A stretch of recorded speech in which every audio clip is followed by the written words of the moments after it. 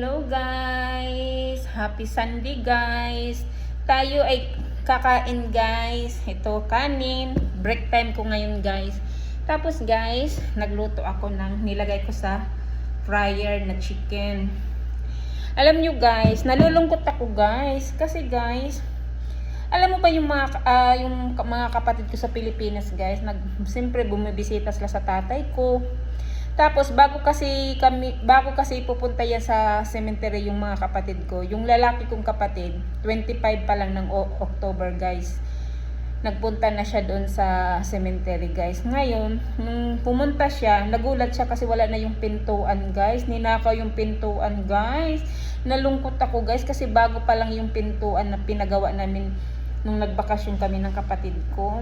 Akala ko guys, flood control lang ang may magnanakaw guys. Pati pala bahay ng mayapa kong ama ninakaw din guys. Nakakalungkot isipin guys. Kung sino man siya guys, God bless you na lang sa kanya guys. Baka kailangan talaga niya ng pera guys. Pero nalulungkot ako guys. Alam nyo ba ngayon guys, ang temporary nilagay namin guys, kawayan na lang guys para hindi na naman nakawin guys. Nakakalungkot isipin guys na may ganun talaga guys.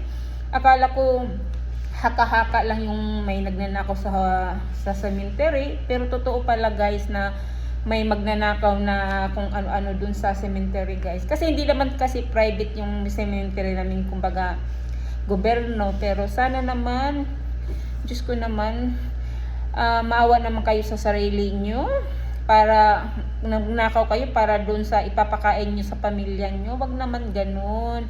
Patas po tayo. Salamat sa lahat guys. God bless you.